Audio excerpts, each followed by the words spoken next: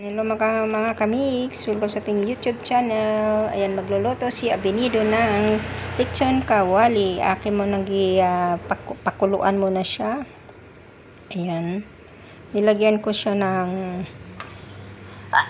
ice, excuse me, pamintang durog, pamintang buo, asin at saka laurel.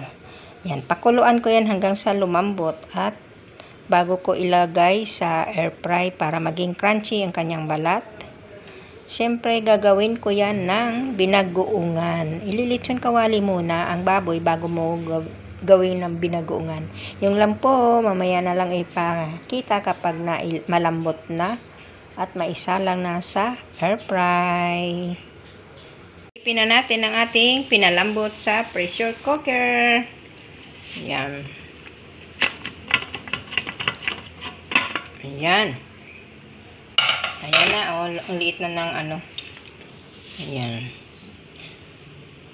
So, malambot na mga kamix. Ito ang aking lechon kawali. So, iluluto ko to syempre mamaya sa aking air fry. Yun. So, dyan lang muna yan kasi mamaya pa ang lutuan ko dahil 6 o'clock pa lang. Magsasaing muna ang iyong person, ang iyong host.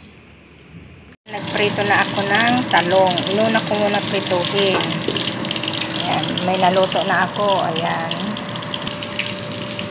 At syempre, niluluto ko na dito ang lechon kawali sa air fry. Ayan, maluluto na din.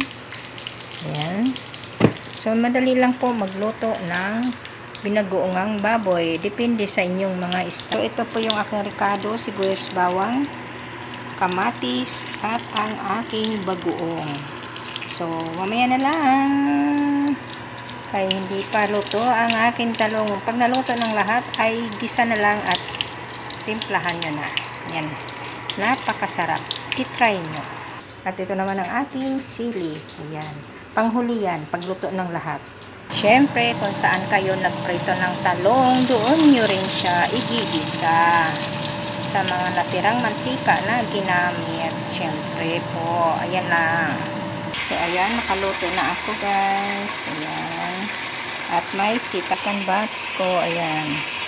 Lalagay sa air fry lang yan. Nagigisa pa ako sa panghalo ko diyan sa binagoongan. Ayan. Ilagyan ko na ng kamatis. Yung kamatis na yan, dapat yan dudurugin yun guys. Yung durog na durog.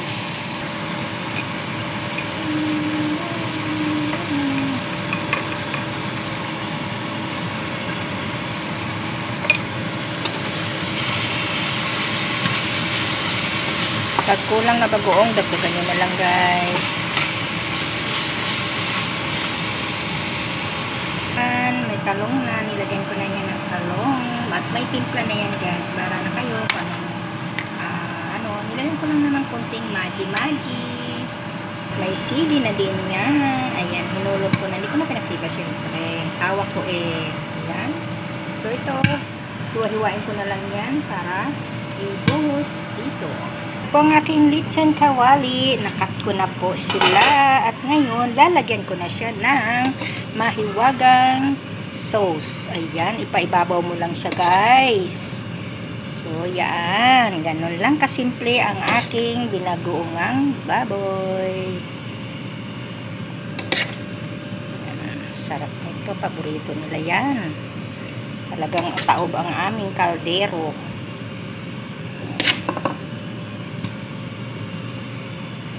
So, ayan na po. Ayan. Thank you for watching. So, bye everyone.